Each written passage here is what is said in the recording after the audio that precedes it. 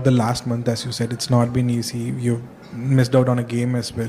Your first ODI World Cup. Could you just talk about the emotions of it all? Yeah, I'll be very vulnerable here because I know if someone is watching this might be going through the same thing, and that's my whole purpose of saying it, because nobody likes to talk about their weakness. I was going through a lot of anxiety at the starting of the tournament, and it was a lot, before few games also, I used to call my mom and cry the entire time, just let it all out. Because when you're going through anxiety, you just feel numb. You don't know what to do. You're trying to be yourself. And also, in this time, my mom, my dad, they supported me a lot. And also, there was Arundhati, who I think almost every day I've cried in front. Almost every day I've cried in front of her. Later I was joking, I said, you don't come in front of me, I'll start crying. But she checked on me every single day. And there was Priti who helped me.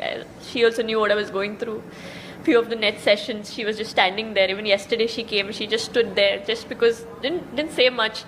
But she just knows that her presence is important for me. There's been Radha, who's, always been there taking care of me. Like I'm so blessed to have friends I can call family, that I didn't have to go through it alone, and it's okay to ask for help.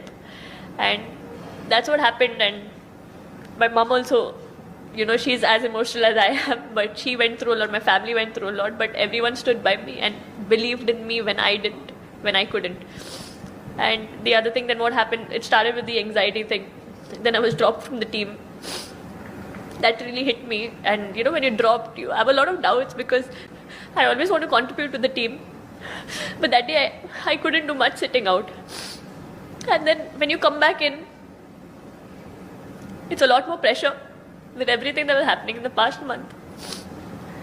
But sometimes all you need to do is just hang in there and things fall into place. So I think, so I'm very grateful for the people who believed in me when I couldn't, and were there for me and understood me, because I couldn't do this on my own.